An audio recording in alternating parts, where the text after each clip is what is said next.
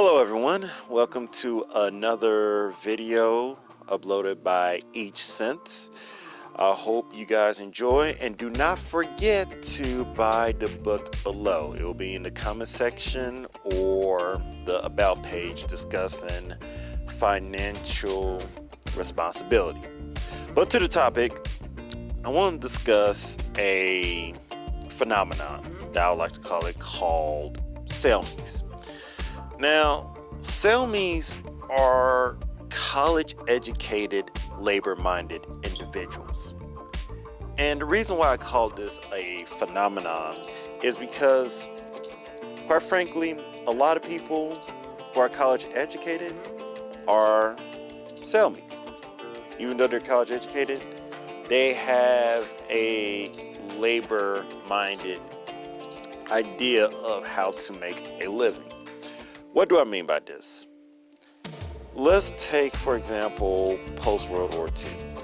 You have a lot of veterans coming in. The United States is the supreme power in the world because it's not completely destroyed by World War II, and it still has this industrial economic base. Now, you have loads of people who have either an elementary or middle school education at that, and quite frankly, you need to educate your populace because, well, you have a new enemy, let's say the Soviet Union. So of course, what did the United States do? They helped everyone as best they can go and get into college, get a college degree in anything, whether that is STEM or non-STEM, liberal arts, non-liberal arts, etc.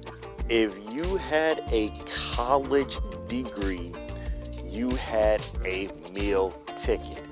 That is it. In fact, back in the day, you didn't even have to be skilled. You could just show up, work hard, get told what to do, and make a living. Now, why am I discussing CELMIs today? Well, the reason why I'm discussing CELMIs today is because many of those people back in post-World War II who went to college, even though they were laborers before or were raised by laborers, they became grandparents or even parents. So their way of succeeding is instilled in their kids' or grandkids' minds. And what worked in the past will not necessarily work in the future. And the reason why it is dangerous to be a CELMI is because you still have the mindset of a laborer. Even if you go into STEM, okay, you get a science degree, tech degree, engineering degree, math degree, you might make, high 5 figures, low 6, or even mid 6 figures, okay? You just getting out of college, university with experience, internships, etc. But at the end of the day, even if you make those large sums of income, you are still a laborer. Now, we have many people that like to romanticize what it means to be a professional or get away with the idea of what a laborer is or is not. A laborer, strictly speaking, is a person that is paid a wage or salary to make a living. Let me repeat this once again. A laborer is a person that is paid a wage and or salary to make a living. Most people, when they hear the word laborer, they think about manual labor. They think about the farmer. They think about the people picking fruits and vegetables in agriculture. Okay, they think about electricians, construction workers, plumbers, etc. But strictly speaking, a laborer is a person that makes a living from a wage and or salary. But it also goes back down to the professional, because many CELMIs, believe it or not, are not professionals. Once again, many CELMIs acquire a degree, and most of them will say, hey, where's my job? I was told that if I go to college and or university, I will get a job. Same thing with STEM. I know a lot of people love to promote STEM, etc., etc. It's like, oh, you know, we're in a STEM glut shortage. We need more people going to STEM, etc., etc.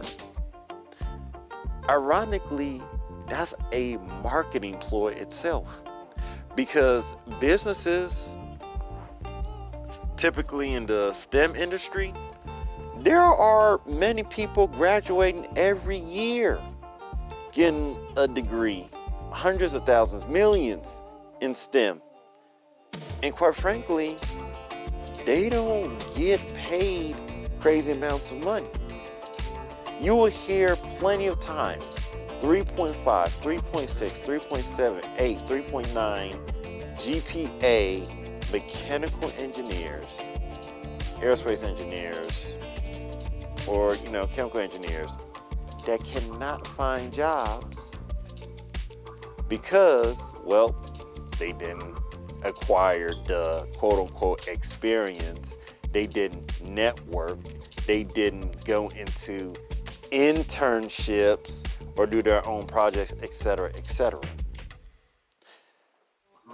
When you want to succeed in today's economy, you're not going to be a CELMI. You cannot simply go to college and get your degree and make a living. Point blank. You are going to have to become a professional. And let me make this clear. A professional is not just some person that goes to college and get a postgraduate degree or certification, etc. So when most people hear the word professional, they might hear lawyer, medical doctor, engineer, etc. Or they'll hear a person who got a degree and they get hired by some Fortune 500 or Fortune 5000 company and they wear a suit and tie. No. A professional is the same thing as a tradesperson, which is the same as a person who does many things such as plumbing. Okay? If you're a plumber, if you are a electrician, you are a professional. Profession, if you look into the dictionary, if you look into Merriam-Webster, Oxford, etc., you look at the synonyms for a professional is a tradesperson. Okay? Trade school is professional school because they teach you to profess a skill set. So all these people coming in, it's like, oh, I have a degree, I'm educated. Okay, you're quote unquote educated, but what skills do you have? What marketable skills do you have? Because to truly make a living in this world till I'll say the end of time, you have to be a professional. And you simply being a CELMI, a college-educated, labor-minded individual, does not mean you're a professional. Because you believe that at the end of the day, in order for you to make a living, the only way you can do so is by doing so via a wage and or salary.